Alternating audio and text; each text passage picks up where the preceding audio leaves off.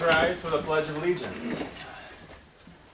I pledge allegiance to the flag of the United States of America and to the republic for which it stands, one nation under God, indivisible, with liberty and justice for all.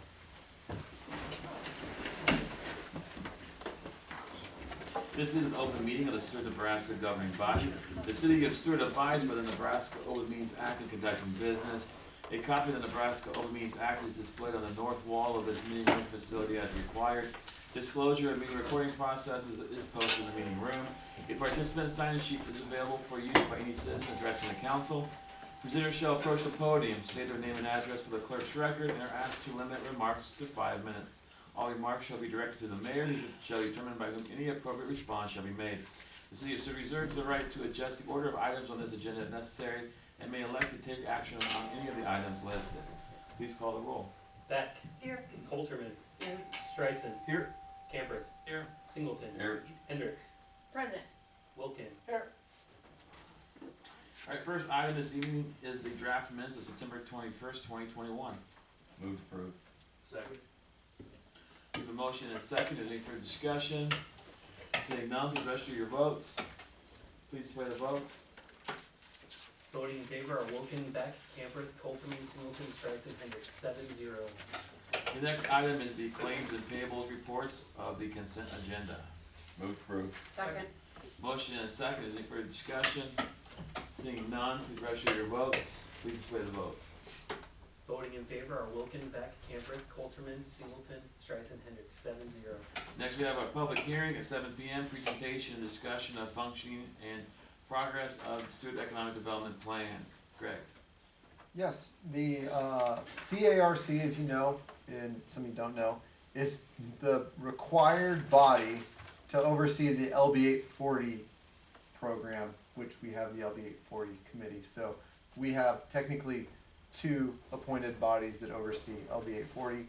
Predominantly the CARC is just looking at specifically the financials, and then at probably the most predominant on the back end to make sure payments are coming in, the cash fund is the same. We provide them basically all of the past 6 months financials and a review by City Treasurer Nick Wolf.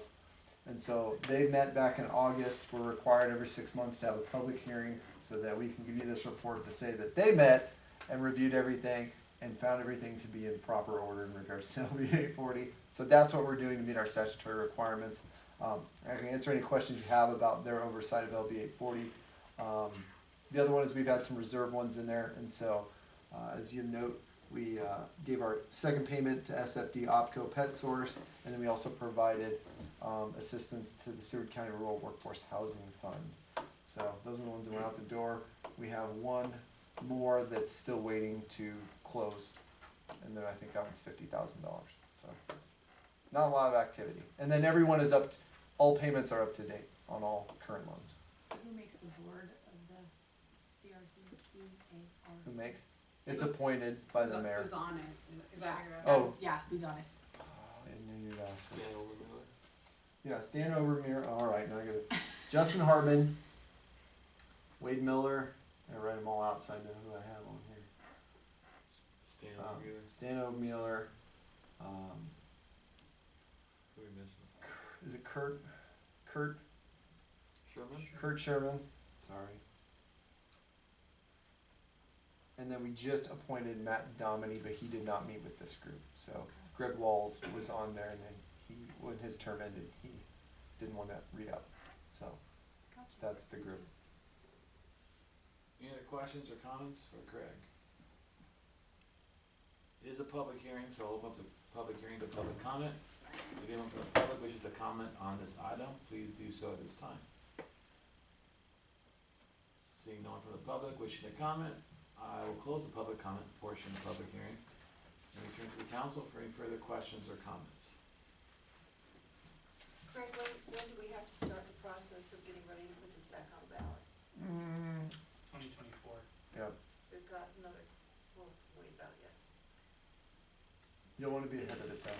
Is it a 10-year window? Yep. Yeah.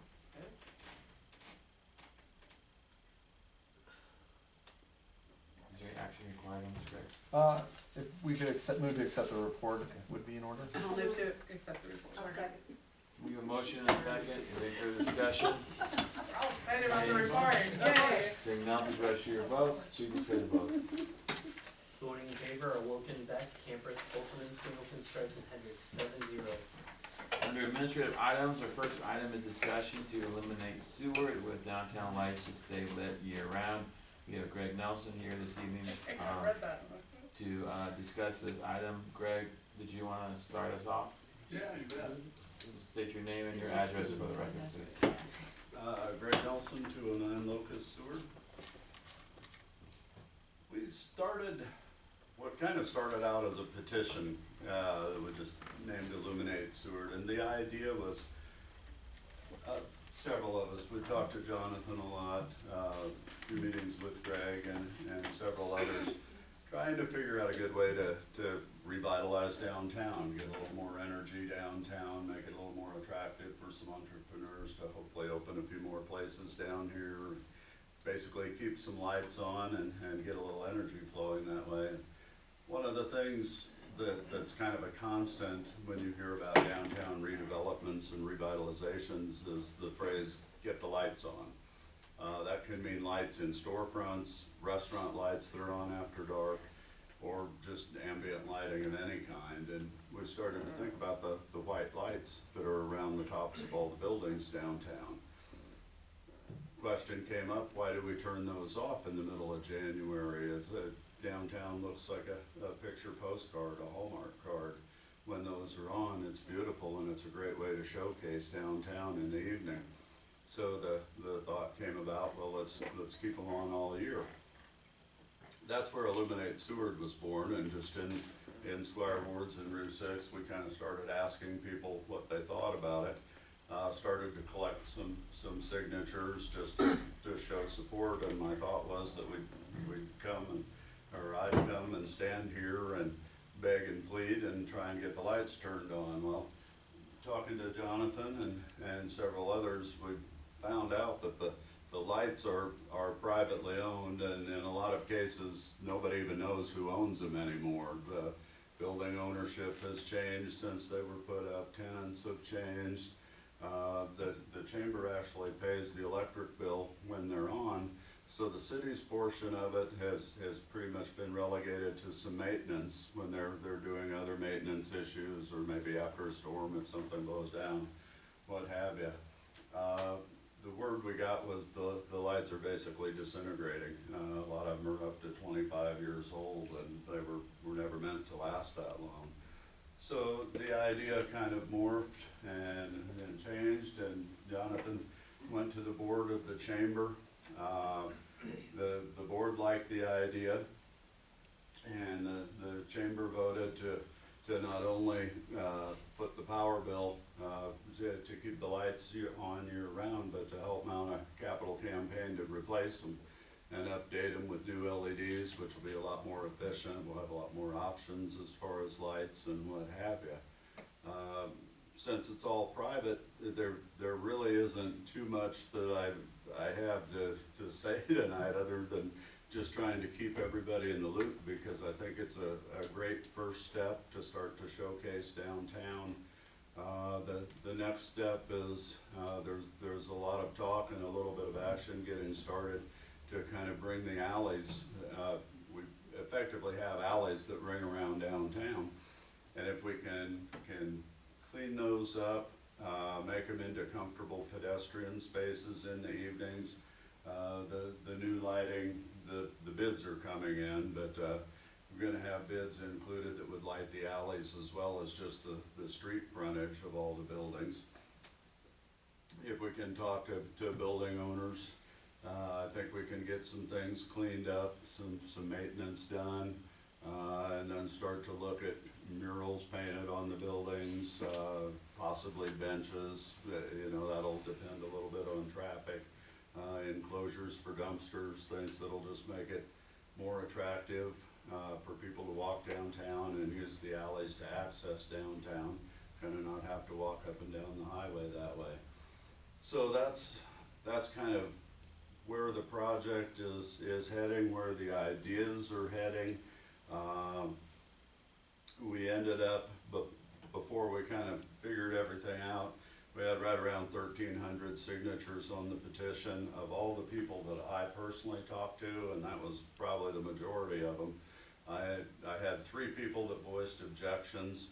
One because she thought the lights would draw more bugs into downtown in the summer, and 2 because they thought it would take away from the drama of turning on the Christmas lights just on that Thanksgiving weekend. Can't necessarily argue with that. It's not the Christmas lights per se we're talking about, it's just the white lights along the tops of the buildings, and they can be turned off for a while and then turned back on, you know, for the grand lighting. But I kind of feel like it's more important to have 365 days a year that downtown feels welcoming instead of the drama from the one. That's basically what the idea is and what it's morphed into, and I would be thrilled if anybody has any questions or objections or anything else. What about the 4th of July? What are you doing to make that special? One of the cool things is we update to LEDs. They're the same kind of LEDs that most people would put in their home and what have you.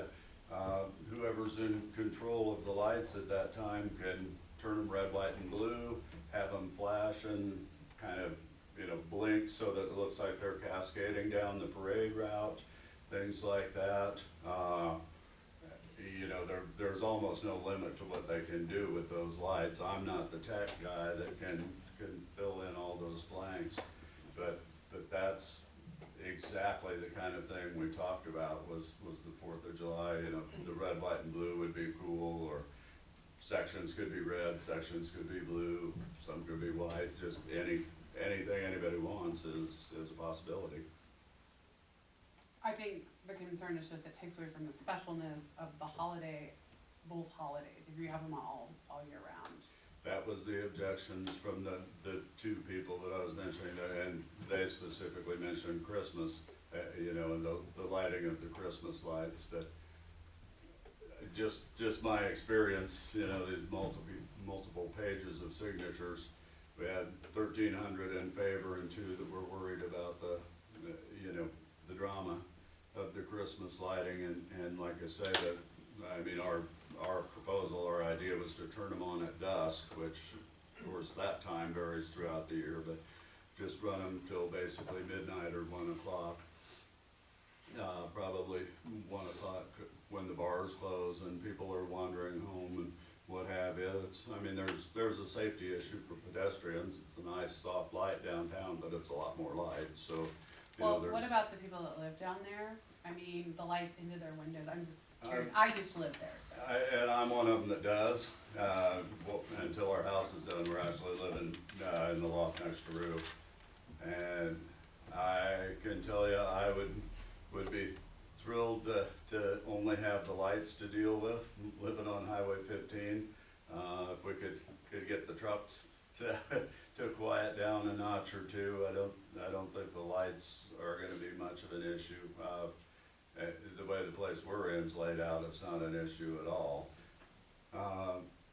Several of the people that we talked to are residents downtown, and both, you know, a few second-story residents. There's not many down here right now, but a few of them, and several that live close to downtown, and nobody had any objections because, again, it's kind of an indirect light.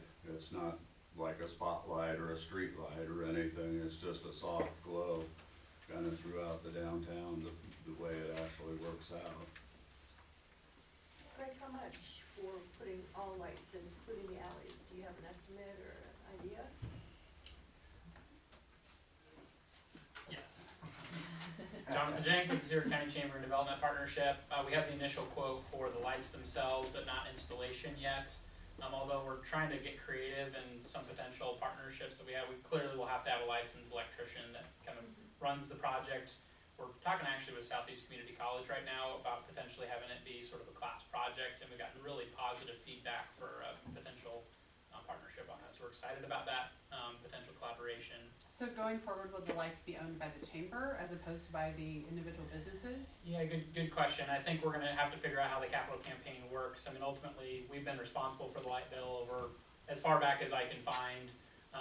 And so I think if we're paying the light bill, I don't know if that means that we own the lights necessarily. It was set up that way originally. Yeah, right, yeah. And that, yeah, to echo Greg's, the electric department's been awesome to work with. They've just been great partners. But their comment was, you got about one more season before you gotta replace these So things. what's the annual cost just for the 4th of July and Christmas? Yeah, so, we are about, 1,700-1,800 a year, just in the electricity bill. Actually, going to LEDs, it'll cut down, it's about 1/10 of the cost. So it's actually gonna cost us less to run the entire year than it does for the 2.5 months approximately now. Which is great. Would you anticipate city crews to help with maintenance and maybe even the installation? Yeah, we talked a little bit with Larry about that, and his initial comment was, I'd like to see a private sector electrician do the work. And so that's why we're trying to do sort of that, we will pay somebody clearly to be in charge of the project, but then we think that SCC could be a good partner as well. We would most likely, as we do now, handle the maintenance. We just said that we would come up with some sort of plan where we would say quarterly or on some regular basis, because it's about a 2-day project for us to go out and maintain those. And I would It assume isn't like a little cluster goes out right by each other. It's one on every other building, and you have with to get a lift up LEDs, there. it should be a lot less as As far long as as, they don't turn because purple. these are all incandescent. That was my question. I how like you the know. ones we have now because they're a gold glow, Sure. right? I mean, are these gonna be LEDs that look white? Yeah, Jessica, you can get them, and the ones that I've talked to people about, one of the ones that are being priced, lights measured in, they call it degrees Kelvin, but the incandescent, the nice warm kind of golden yellow glow is 2,700 degrees Kelvin. You can get LEDs that you can change from that point all the way up to blue that look like the new Audi headlights. And you can, not me, but somebody knows what they're doing, can have the app on their phone and turn them any of those shades of white you want, as well as, I mean, they literally have millions of other colors. So just with the color gradients. Yep, I'll add on to that to say we're working with Vinnie Bittinger out of the Lights of Seward, so he's a perfect partner for this. So I have full confidence this is his business, he's gonna help steer us correctly. It wouldn't be a meeting if it ended with the county on the spot. Question for you. A while back, we had talked about courthouse doing some lighting potentially with exterior lights. This project kind of reminded me of that. We haven't really talked about it in a while. Is that something that's still being discussed at the county at all, or is that kind of a project that kind of went to the wayside? I'm 10 months into the seat that I currently hold, and it's not been a topic of Okay. discussion since I've been there. Now, I've seen you folks talk about it, and I've heard bits and pieces of it in the public sphere. Sure. And I'm not gonna say there's no appetite for it, I just don't believe it's been brought forth again. Because one of, We have to just bring it to the board and see what the group says. yeah, and I just thought if we we're gonna talk about this project, it might make sense to at least have that conversation. I think part of that discussion was similar to this. It would just be exterior, like wall lights and accent lights as well, that could be different colors for different times of the year or different causes, whatever it may be.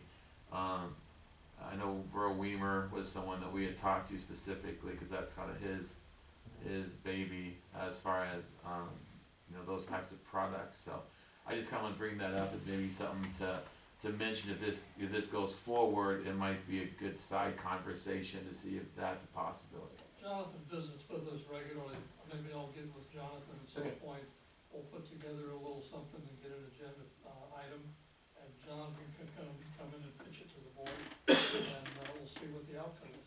Because I know you mentioned like doing the downtown lighting was one of the criticisms or comments that was made. One of the ideas that we had was that the lighting of the downtown wouldn't just be like a tree, but it could actually be all of the silhouetted lights as well as the courthouse itself. as sort of to introduce the season at that point. So that's kind of why I thought it made sense to maybe join these two issues, or at least have a discussion about them. And I'll leave that to Jonathan to follow up on. I'll just quickly add, Mayor, that we did talk with Earl as well, so he's been a part of this discussion, and so, yeah, we kinda have some lighting experts in the community, and Sure. we're trying to glean Yeah. from them as much as possible. Sounds good. Do you anticipate each business would pay for a portion of the lighting, is that how, because we have city buildings, and the city would pay for their portion of. Well, I think part of the discussion was having a capital campaign that would pay for all or most of those lights, right?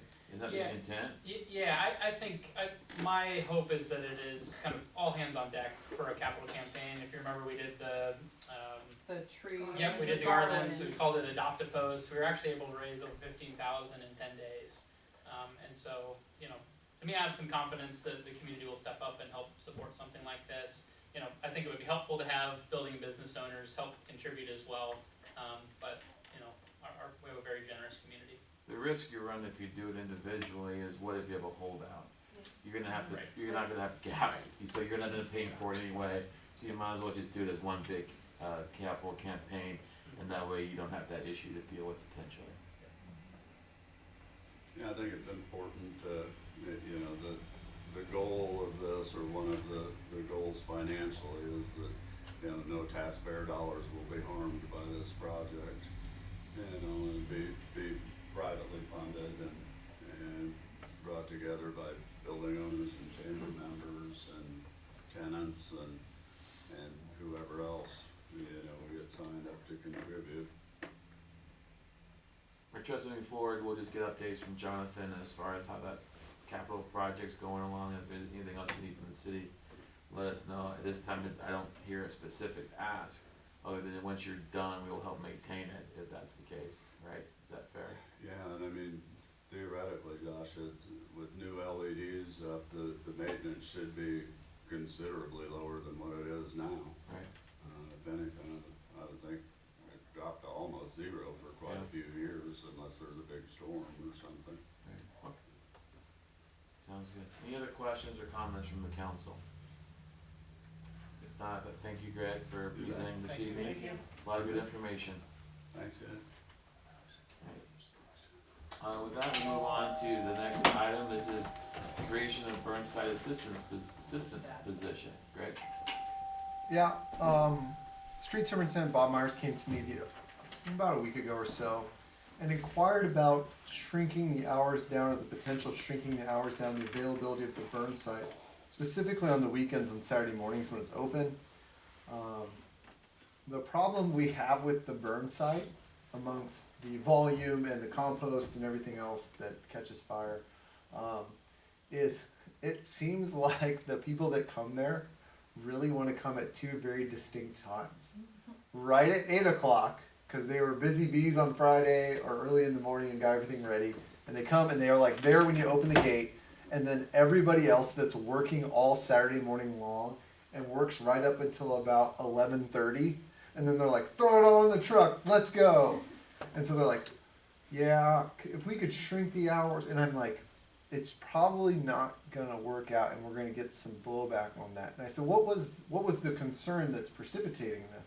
And he's like, well, you know, we got a lot of hours out there. We're spending a lot of overtime, especially in the summer, because I'm using my crew. The original design of this is you try to flex schedules, and then flex somebody out 4 hours, and then move them to Saturday morning and have them cover that time. Well, he's pouring concrete. I mean, you've seen his crew all over town. They're trying to fix the roads. They're on Highway 15 trimming trees this week. And he's like, all hands on deck, all summer long, even with the summer labor. He's like, I have nobody to get out there without paying them overtime. And it's killing my overtime budget too. I said, well, let's come up with some creative solutions. And one of the solutions we came up with is, why not at least try to do like a Burnside, what we call Burnside Assistant.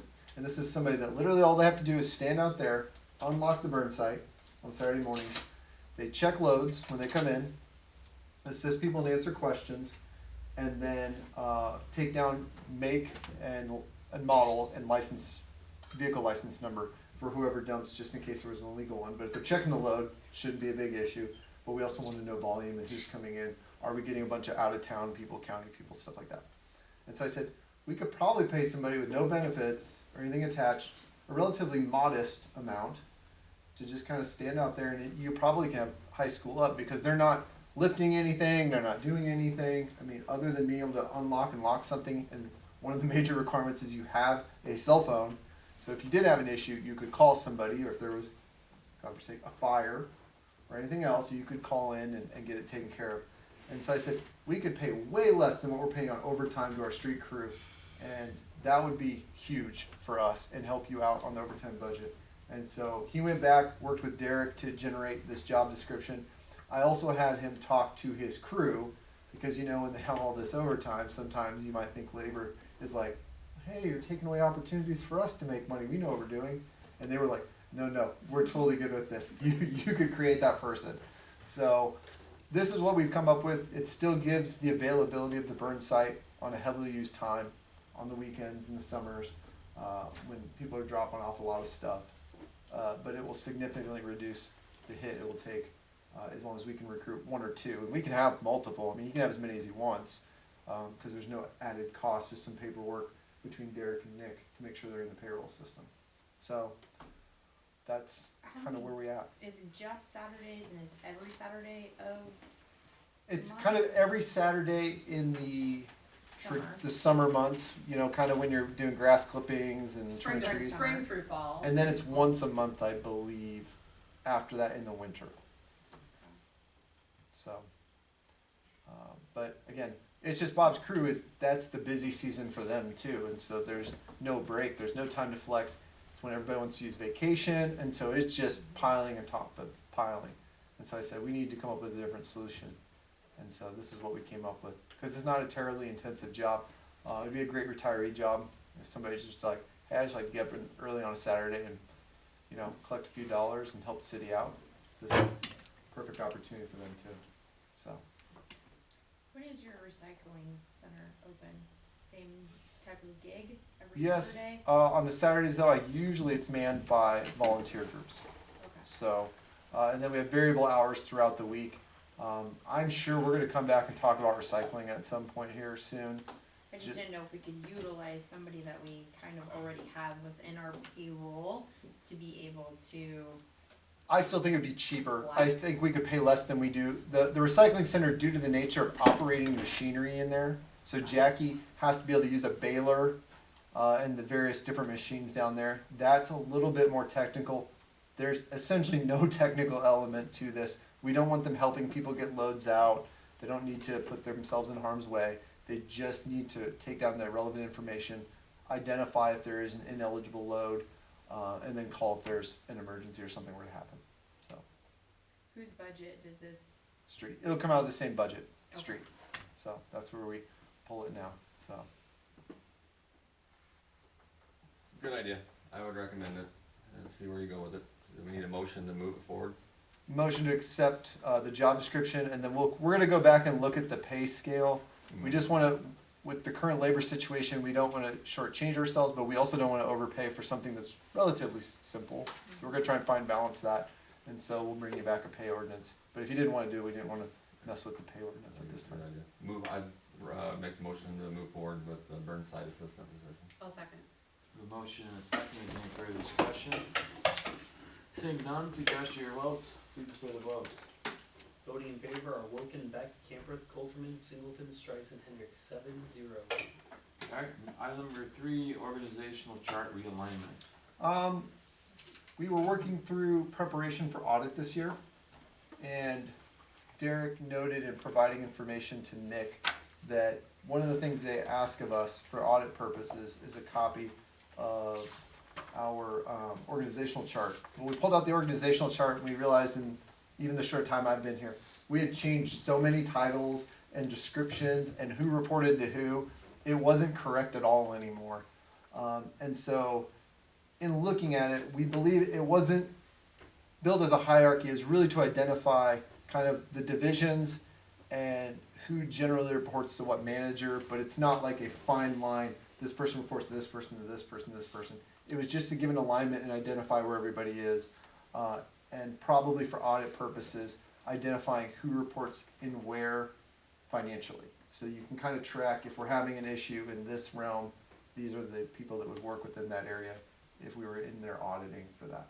And so Derek put this together and I reviewed it. I think it's relatively accurate, but again, it's just identifying who's in the process, and for audit purposes, if you had to look at how transactions might take place, who may be in line with those transactions. So, anything else, Derek?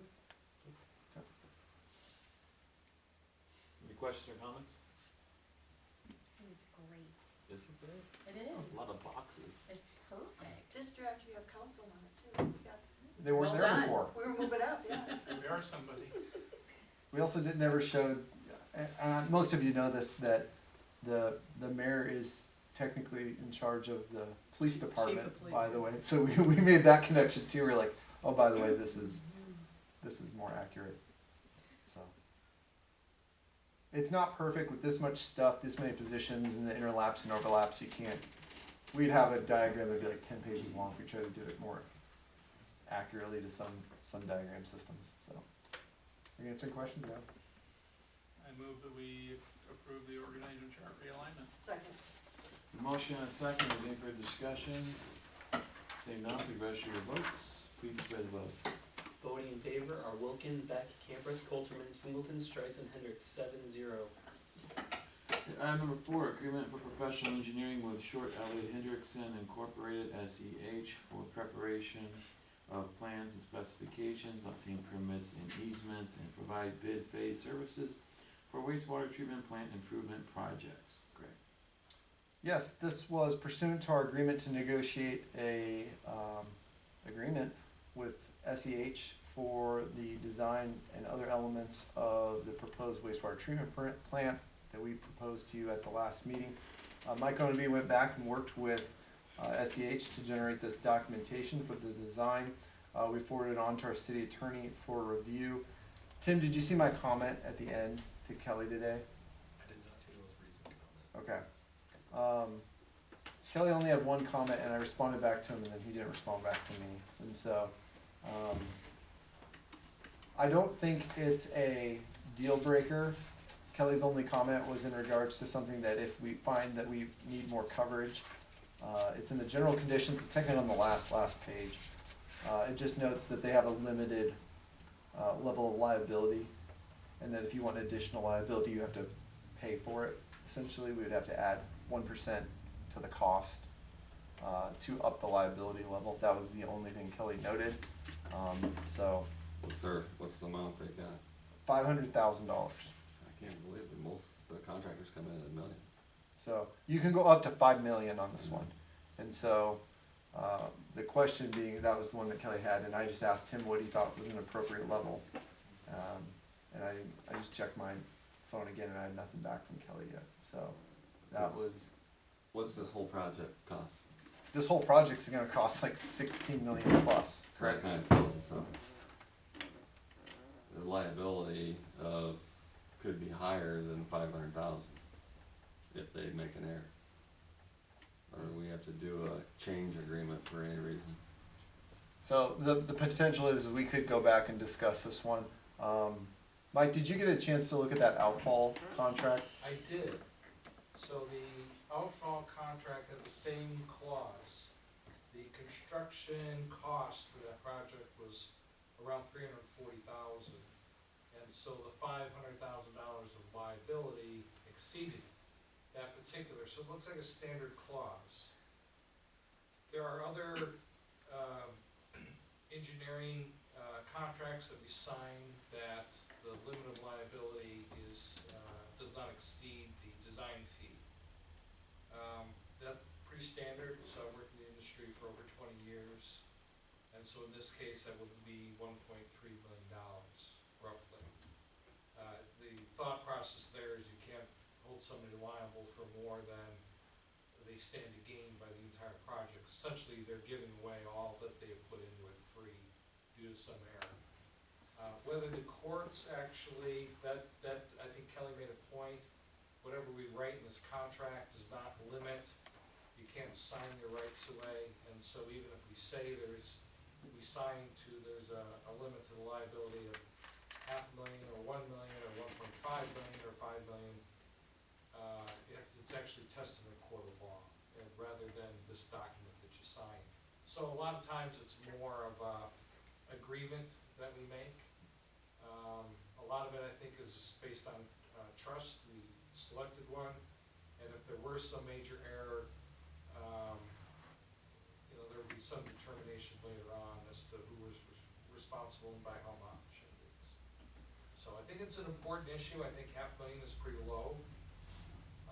And so I did send a message back to SCH, and it has to go up their chain of command as well. I'd recommend that we table this then. It is an important factor. It needs to be finalized in here. That was the other question I'd sent out this afternoon after Kelly identified this and Mike did that research for us. Again, if you read through that clause, it's located on the second page under C1 on the last page there. It's to buy up an extra $500,000 of liability, you have to pay 1% of the contract. Well, 1% on the outfall is not that much money. 1% on this is huge for the same $500,000 in liability. And so if we can come to a better understanding or amendment or starting point, then this might be more workable. But I don't want to leave that hanging. It's a concern of ours and Kelly's concern, and it's a gigantic project. Let's just table it. Do you think that'd be okay, Mike? I'm sorry, pardon? Tabling it until we can Yes, just finish. that's fine. Kelly didn't identify anything else, but we couldn't get it all sorted by the end of business today. And so I don't think this will be a huge hang up or hold us up. I think we can negotiate it out, but we want to get it correct. So. Do you need a motion to table it? Motion by Jessica, second by Sid, to table. Okay. Any further discussion? Seeing none, please register your votes. Please play the vote. Voting in favor to table are Wilken, Beck, Campereth, Coulterman, Singleton, Streisand, Hendrick, 7-0. All right, reports, city administrator's report. Working through the last 2 weeks for me was we undertook all our goals and target reports, and so I met with all my management team individually for approximately an hour each, and just kind of worked through our 6-month evaluation period that kind of ate up most of my time. Other than that, I'll just note a great success in the city. We promoted it again today. I don't know if you've been up to elementary school, but if you have, it's the most popular place in town right now. I drove by after football practice here, and there were tons of families up there playing on that new playground equipment. And I just want to thank our crews and our street crews specifically. That was a partnership with the school district where we could provide some labor that they can't perform. They don't have the equipment or expertise to do that. And so we were able to provide that at a very minimal cost to us. It was a huge benefit to them. If they would have had to have private contractors come in and do that work, it would have been extremely expensive.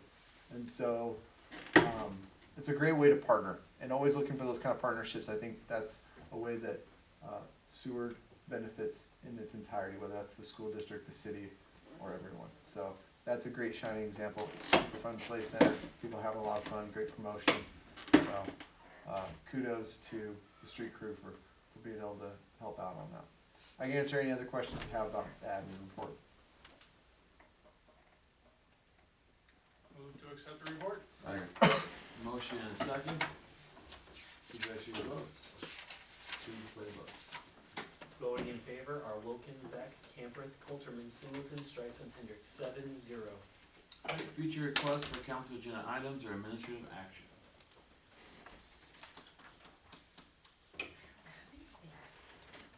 Alyssa, anything? I don't, Whoa. but thanks for asking. All right. Moving on to the next item then. Jonathan Jank, upcoming events. Yes, thank you, Mayor. October is a busy month for us. There's business after hours on Thursday, October 7th at the Rivoli Theater, featuring the Flatwater Film Festival. And if you're not familiar with the Flatwater Film Festival, I encourage you to check it out, featuring Nebraska-based directors and filmmakers. And they're going to have over 28 hours worth of film across 3 days, October 15th through the 17th, and they hope to grow it, actually, to even outgrow the Rivoli, so they'll always have it in the Rivoli, because Chuck and Julie are awesome.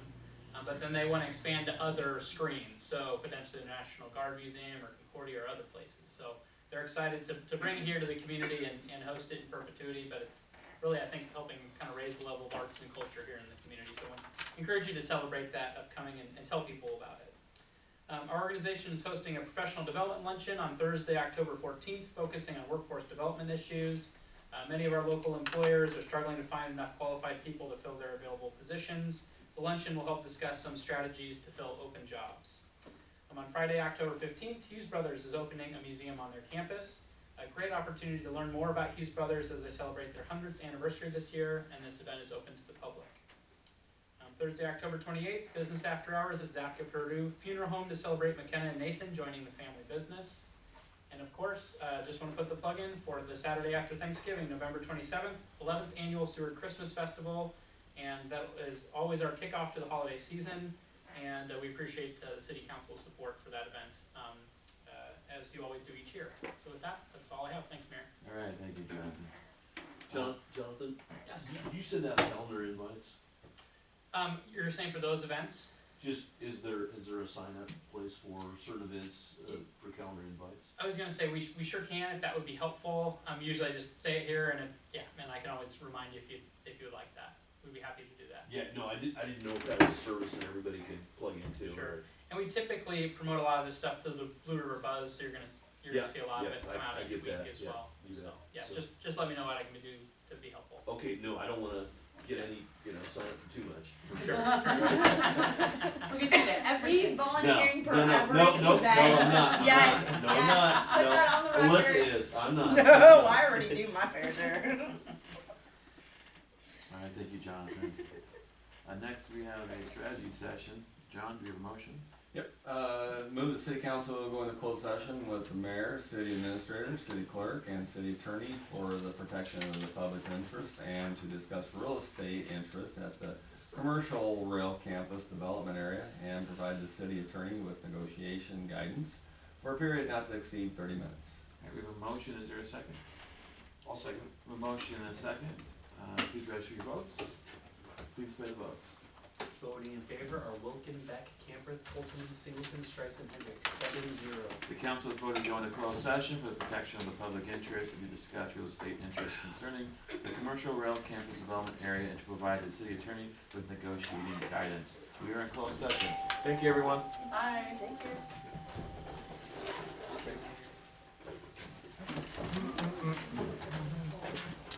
I get it.